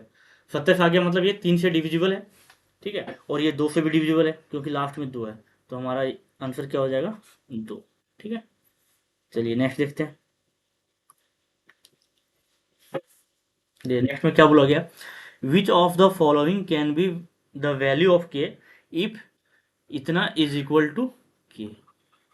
इसमें हमें वैल्यू ऑफ के पूछा है। ठीक है, तो यहाँ पे देखो आप सिंपली इसमें क्या करो, सिंपली इसको कैलकुलेट कर दो, निकल जाएगा। ठीक है, तो यहाँ पे देखो ये 88 भाग 8 कितना आ जाएगा 11 इंटू के, माइनस 3 तिया 9, यहाँ क्या 6 छक 36 माइनस 35 प्लस के स्क्वायर इज इक्वल टू 1।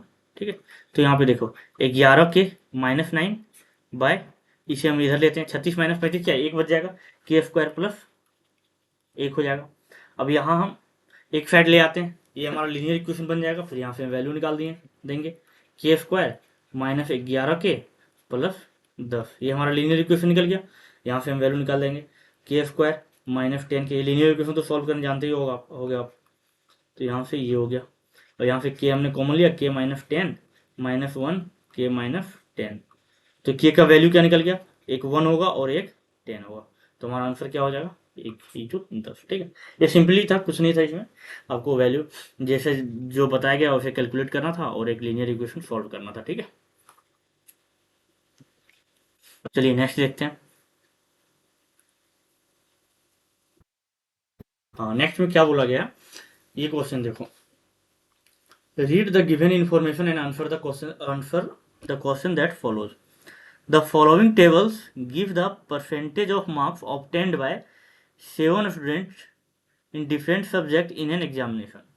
ये 7 अलग अलग स्टूडेंट हैं, ये हर सब्जेक्ट में देखो, ये 7 स्टूडेंट है, आयुष, अमन, फजल, मोहित, मुस्कान, तन्वी, तरुण, और ये सब्जेक्ट है हमारा। सब्जेक्ट इतना, इसमें इतने इतने परसेंटेज नंबर लाया इन्होंने। इतने क्या, 150 नंबर का तो 90% लाया, 150 का तो 100% नंबर लाया, 100% मतलब 150 का 150 लाया, ठीक। अब देखिए आगे क्या बोलता है, if someone secured all the highest mark that have been obtained by some student, अगर कोई बंदा है इसके अलावा, ठीक है, इसके अलावा मान लो कोई एक्स बंदा है, ठीक है, कोई एक्स बंदा है, उसने कितना नंबर लाया, if secure all the highest marks, मतलब इसमें देखो मैथ में जितने हाईएस्ट मार्क हैं उसी के हैं, केमिस्ट्री में जितने हाईएस्ट मार्क्स हैं उसी के हैं, फिजिक्स में जितने हाईएस्ट मार्क्स हैं उसी के हैं, ऐसा बोला गया, एज्यूम करने बोला गया, ठीक है। कोई भी तरह एक बंदा है जो जितने भी सब्जेक्ट है उसमें हाईएस्ट मार्क लाया, इन 7 बंदों ने जो भी हाईएस्ट मार्क लाया उसका वो सबसे हाईएस्ट इस जो हमने एज्यूम किया बंदे, इस बंदे ने लाया, इसमें क्वेश्चन में यही बोला गया, ठीक है।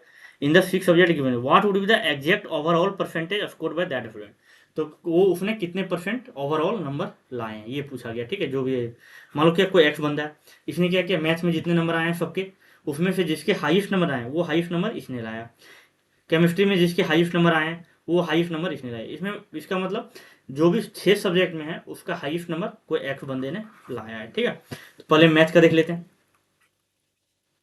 मैथ का देखो 150 नंबर का है, इसमें सबसे हाईएस्ट मार्क्स कितना है, 100% है, तो 150 का 150 ले आया, ठीक है, एक्स बंदे ने, ये एक्स बंदे का नंबर मैंने मान लिया।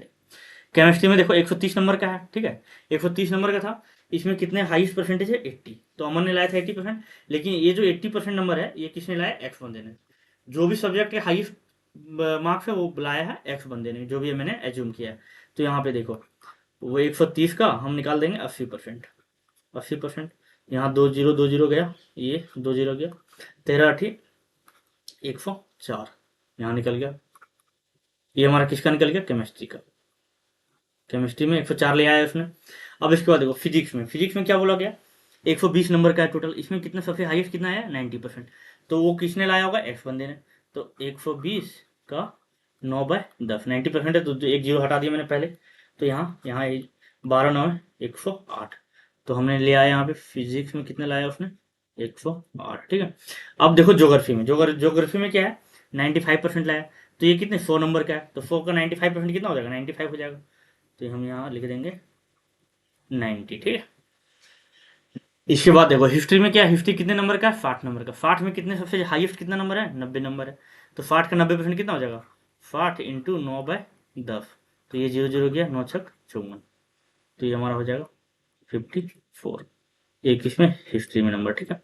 इसके बाद बचा कंप्यूटर साइंस कितने नंबर का है, 40 नंबर का, और सबसे हाईएस्ट मार्क्स कितने हैं, 90%, तो 40 का 90% निकल देंगे, 40 का 9/10, ये कितना हो गया, 9 चक 36, तो कंप्यूटर साइंस में कितने नंबर हो गए, 36 नंबर।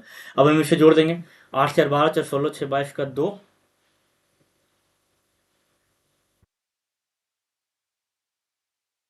ये देखो 6 4 10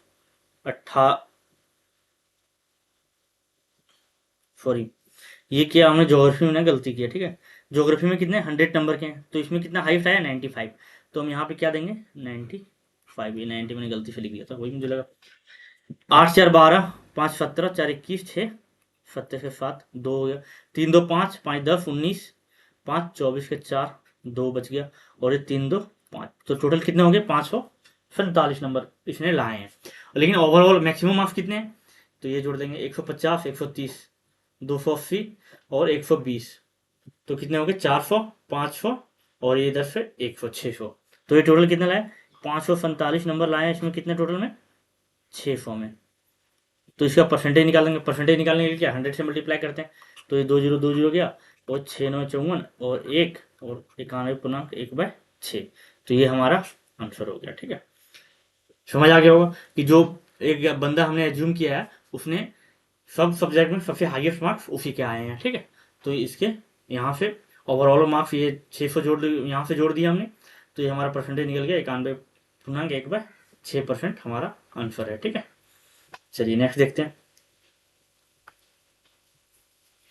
नेक्स्ट में क्या बोला गया, सिंप्लीफाई, इसे सिंप्लीफाई करना, ठीक, ये वाला वैल्यू दिया हुआ है, इसे हमको सिंप्लीफाई करना। अब देखो जैसे आप एक्स क्यूब देखते हो, वैसे आप जैसे आपने एक्स क्यूब देख लिया क्वेश्चन में, वैसे आपके दिमाग में आना चाहिए कि यार ये प्लस बी का होल क्यूब में पुट हो सकता है। तो यहाँ पे देखो ये क्या एक्स क्यूब है, ये 125 क्या है, 5 के क्यूब है, 5 के क्यूब क्या है 125, तो ये भी क्यूब में है। तो यहाँ पे देखो ए प्लस बी का होल क्यूब क्या होता है, ए प्लस बी का ये cube plus 3a² b plus 3ab² plus b², ये आप सॉरी बी क्यूब, ये आपने पढ़ा होगा, ठीक है। तो यहाँ पे देखो ये x प्लस 5 का क्यूब नहीं है, ये देखो 3 हो गया, ए स्क्वायर कितना हो गया हमारा x हो गया, x² हो गया, और 5 दिया 15, तो ये हमारा क्या हो जाएगा x प्लस 5 का होल क्यूब। और इधर देखो x² माइनस 25 है, तो ये क्या a² माइनस b² में पुट हो जाएगा, a² माइनस b² में, मतलब x माइनस 5 का सॉरी x² माइनस 5 का स्क्वायर, तो इसका a² माइनस b² क्या होता है x minus 5 into x plus 5 हो गया। तो हम यही वैल्यू यहाँ पे पुट कर देंगे, x minus 5 into x plus 5, और इंटू क्या है यहाँ पे हमारा x माइनस 5 है, ठीक है। अब देखो x माइनस 5 कट गया, x प्लस 5 क्यूब, और ये एक कट गया, तो हमारा कितना बचा x प्लस 5 का होल स्क्वायर। एक्स प्लस 5 का होल स्क्वायर खोलेंगे तो क्या हो जाएगा ए प्लस बी का whole square, a² plus b² plus 2ab, तो हमारा क्या आंसर हो जाएगा ये वाला, ठीक है। कुछ नहीं, सिंपली ये वाला देखना था आपको इसमें क्वेश्चन में कि ये क्यूब दिया हुआ तो हम उसको क्यूब में तोड़ लेंगे, ठीक है। चलिए नेक्स्ट देखते हैं। यहाँ पे देखो क्या बोला गया, फिल पाइप बी, कोई पाइप बी है वो 21 time faster than fill pipe Q, कोई पाइप क्यू से 21 टाइम फास्टर है। If Q can fill a cistern in 110 minute, find the time it takes to fill the cistern when both fill pipes are open together. कोई pipe B है, P है, ये 21 time faster है किससे, Q से, ठीक है। ये क्या स्पीड है हमारा, एक तरफ से स्पीड ही देखोगे ना, क्योंकि 21 टाइम फास्टर है, और क्यू जो है वो कितने देर में सिस्टर्न को फिल करता है 110 मिनट में। तो यहाँ से देखो कोई भी सिस्टर्न है, कोई भी टंकी, सिस्टर्न मतलब क्या है टंकी, तो उसका कैपेसिटी कैसे निकालेंगे, ये इसका स्पीड क्या है 1, और ये कितने देर में फिल करता है 110 मिनट में, तो कैपेसिटी क्या निकल जाएगा टंकी का, इसका स्पीड 1 है और 110 मिनट में फिल करता है, तो हमारा टोटल कितना हो जाएगा 110 कैपेसिटी हो जाएगा, ठीक है। तो यहाँ पे क्या है, find the time it takes to fill the cistern when both fill pipe are open, जब अगर दोनों पाइप को ओपन कर देंगे तो कितना टाइम में भर जाएगा। तो यहाँ पे देखो स्पीड का ये है, तो टाइम का क्या हो जाएगा उल्टा हो जाएगा, टाइम का 1:21 हो जाएगा। आपने पढ़ा होगा ना डिस्टेंस बराबर स्पीड इंटू टाइम, तो अगर डिस्टेंस कॉन्स्टेंट है तो हमारा स्पीड और टाइम इनवर्सली प्रोपोर्शनल हो जाएगा, ठीक है। तो यहाँ पे 21:1 है, तो टाइम हमारा क्या 1:21 हो जाएगा, ठीक है।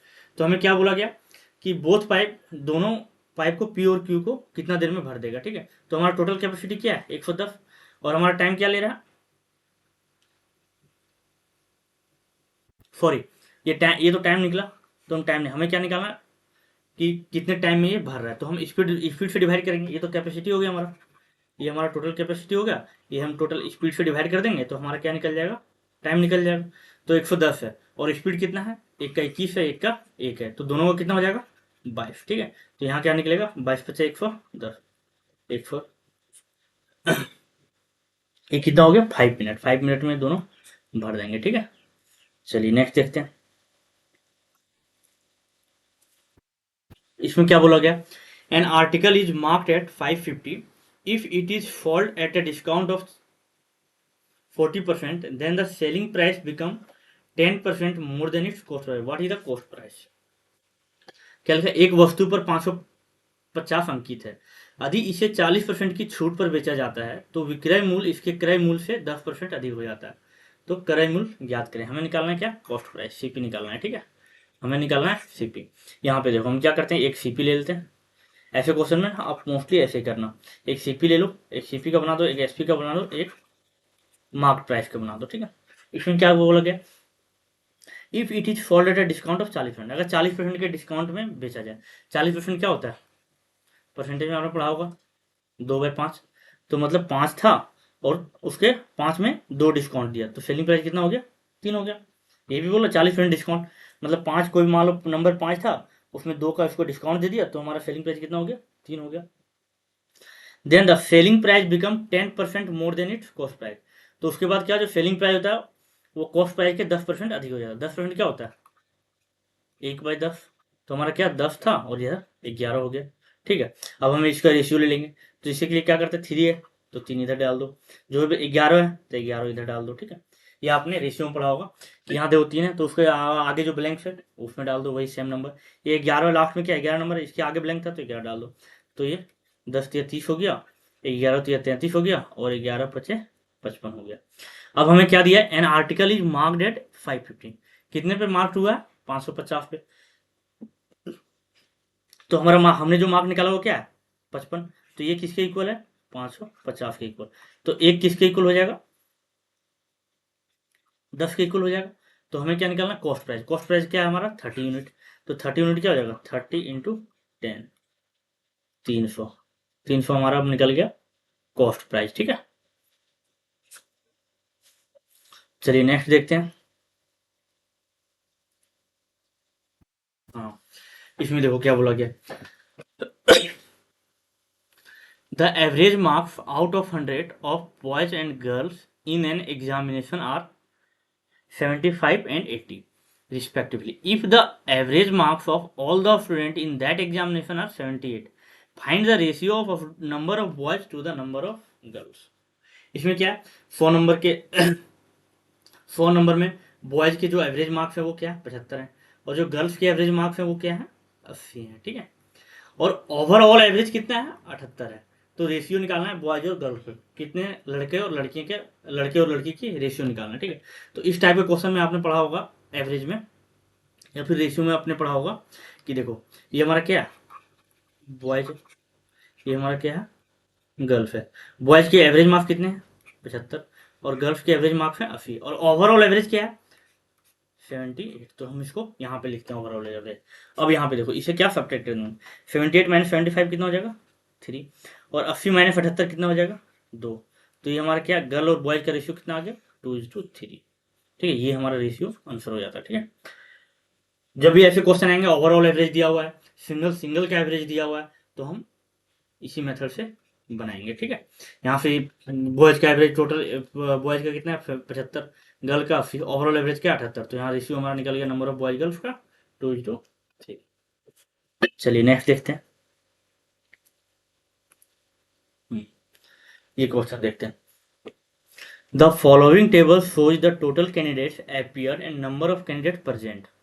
ये टेबल क्या शो कर रहा है, in different exam centre PQR, different exam centre, ये ईयर दिया हुआ हमें, और एग्जाम सेंटर ये सॉरी यहाँ पे आया नहीं, ये P होगा, ये Q है और ये R है। ये P एग्जाम सेंटर है, ये Q एग्जाम सेंटर है, ये R एग्जाम सेंटर है। इसके बाद क्या बोला गया, study the table and answer the question that follows. Total denotes total candidate applied for the centre. Total क्या, जो जितने कैंडिडेट अप्लाइड किए, और present denote the candidate appeared. और प्रेजेंट क्या डिनोट कर रहा है, जितने कैंडिडेट वहां पे एग्जाम देने गए या फिर उसमें प्रेजेंट हुआ। तो हमें पूछ क्या रहा है, in which year was the number of absentees the second highest. क्या सेकेंड हाईएस्ट पूछा, हाईएस्ट नहीं पूछा, सेकेंड हाईएस्ट पूछा कि कौन से सेंटर में, कौन से ईयर में जो अब्सेंटीज थे वो सेकेंड हाईएस्ट थे। ठीक है, तो हम इसमें टोटल अब्सेंट निकाल लेंगे कितना पड़ेगा, तो बहुत सिंपल है। ठीक है, बस एक क्वेश्चन लंबा चौड़ा दिया हुआ है, बाकी है ये सिंपल। ठीक है, दिखाते हैं वो कैसे। ये पी सेंटर है, पी सेंटर 2016 में कितना 45 लोगों ने अप्लाई किया, लेकिन प्रेजेंट कितना हुआ 42 लोग। तो यहाँ पे एब्सेंट कितने हुए, 3 हुए। यहाँ 50 थे टोटल और प्रेजेंट कितने थे 45, तो यहाँ पे एब्सेंट कितने 5 हुए। यहाँ 64 था तो यहाँ 4 हुए एब्सेंट। 80 था यहाँ पे 11 एब्सेंट हुए, यहाँ पे कितना हुआ 11 एब्सेंट हुए। ठीक है, क्यू सेंटर में देखो 56 थे, 45% थे, तो एब्सेंट कितना हो गया 11। यहाँ पे एब्सेंट कितना हो गया 20, यहाँ पे एब्सेंट कितना हो गया 20, यहाँ पे कितना हो गया 8 4 12, यहाँ पे क्या हो जाएगा 14, इतने एब्सेंट। आर सेंटर में देख लो 55 में 50% था तो एब्सेंट कितने हुए 5, इसमें कितने हुए 5, इसमें कितने हुए 10, इसमें एब्सेंट कितने हुए 8, इसमें कितने एब्सेंट हुए 5। ठीक है, अब यहाँ पे देखो हमें क्या पूछा गया, इन विच ईयर, कौन से साल में, why the number of absentee second highest. Number of absentee जो थे वो सेकेंड हाईएस्ट थे।